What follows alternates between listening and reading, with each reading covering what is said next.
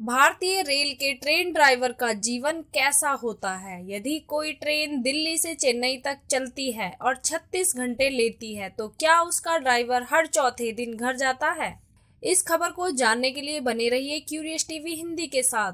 अगर आप चैनल पर नए हैं तो चैनल को सब्सक्राइब करें, बेल आइकन बटन को दबाना न भूलें। वीडियो अच्छा लगे तो वीडियो को लाइक और शेयर कीजिए, कमेंट करना बिल्कुल ना भूलें। चलिए समय को वेस्ट नहीं करते हुए वीडियो को शुरू करते हैं। दोस्तों, 36 घंटे लगातार ट्रेन चलाने के बाद चौथे दिन क्या? अगर कुछ दिनों तक लगातार ऐसी ड्यूटी करने को मिल जाए तो ड्राइवर शायद घर आने लायक ही नहीं रह पाएगा। माफ कीजिए, लेकिन कभी किसी हाई स्पीड से भागती ट्रेन के इंजन में 1-2 घंटा ही व्यतीत करके देखिए। इंजन और मशीनों का जबरदस्त शोर, गर्मियों की तपती दोपहर में वर्किंग कैब का 40 से 45 डिग्री का उच्च तापमान, वहीं सर्दियों की सर्द रातों में कैब और खिड़कियों की झिर्री से तीर की तरह अंदर घुसती ठंडी हवा, उस पर सिर के ऊपर लगातार 25,000 वोल्ट का विद्युत चुंबकीय प्रभाव या फिर डीजल इंजन की चिमनी से निकलता गर्म काला धुआं, जो कि लॉन्ग हुड ड्राइविंग के समय अक्सर कैब में घुसकर अपनी सांसों को भी गर्म कर लेता है। उसके बाद ऐसे सवाल जो अक्सर लोग पूछते हैं कि साहब, आपकी ड्यूटी कहाँ तक रहती है, या फिर जिस ट्रेन पर हूँ उसके गंतव्य का नाम लेकर पूछते हैं, जैसे कि आप लखनऊ कब तक पहुंचेंगे, दोस्तों वहां से वापसी में कौन सी ट्रेन रहेगी, घर कब लौटते होंगे, जबकि ट्रेन मुंबई डिवीजन के कुर्ला टर्मिनस, दादर या कल्याण स्टेशन पर खड़ी है। दोस्तों, इसी सिलसिले में मालगाड़ी पर काम करते समय एक मजेदार वाकया हो चुका था, लेकिन पहले बताते चलें कि कोई भी ट्रेन ड्राइवर अमूमन अपने डिवीजन के बाहर नहीं जाता, चाहे मेल ट्रेन हो या मालगाड़ी। कुछ मेल ट्रेनों को लिंक के अनुसार थोड़ा बहुत आगे तक जाना पड़ता है, लेकिन उसके लिए बाकायदा सेक्शन की जानकारी दी जाती है, जिसे लर्निंग रोड कहते हैं। ड्यूटी के घंटे कम या ज्यादा हो सकते हैं, लेकिन दूरी हमेशा निश्चित रहती है। किसी वजह से कार्य के घंटे ज्यादा होने पर दूरी कम हो सकती है, जैसे कि मालगाड़ियों के मामले में कभी कभी लंबे समय तक लाइन क्लियर नहीं मिल पाने के कारण मालगाड़ी चालक की ड्यूटी निश्चित दूरी पर करने के पहले ही खत्म हो जाती है, दोस्तों, और उसको दूसरा ड्राइवर आके रिलीव कर देता है।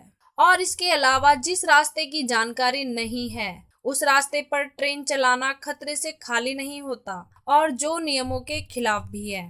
दोस्तों, इतने सारे जोन और डिवीजन, फिर डिवीजनों के अंदर भी अलग अलग क्रू चेंजिंग पॉइंट्स या ड्राइवर लॉबियां, इन सब की क्या जरूरत थी भाई?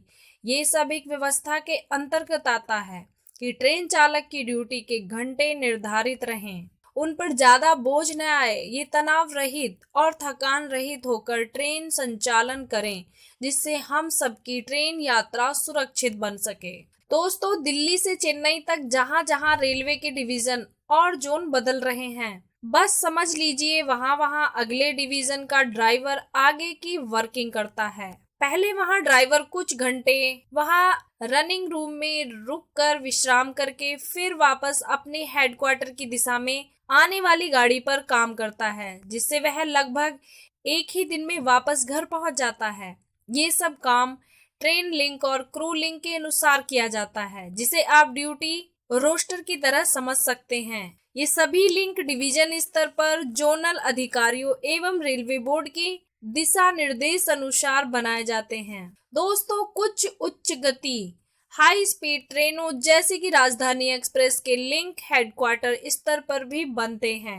इन ट्रेनों के हॉल्ट बहुत सीमित होते हैं, तो ड्राइवर को थोड़ा ज्यादा दूरी तक काम करना पड़ता है, लेकिन एक तो ट्रेन की गति ज्यादा है, इसलिए काम के घंटे लगभग उतने ही रहते हैं। दूसरे, यदि लिंक के मुताबिक रेस्ट नहीं मिल रहा है तो वापसी में स्पेयर यानी कि कार्य मुक्त कर दिया जाता है। मतलब अब आराम से ट्रेन में सोकर अपने हेडक्वार्टर जाएं, और इसे भी ड्यूटी में माना जाता है। दोस्तों, अब हम बात करते हैं उस वाक्य की। तो हुआ यूं, मैं और मेरे काका मुंबई डिवीजन के लोको पायलटों को अपने असिस्टेंट काका कहकर ही संबोधित करते हैं।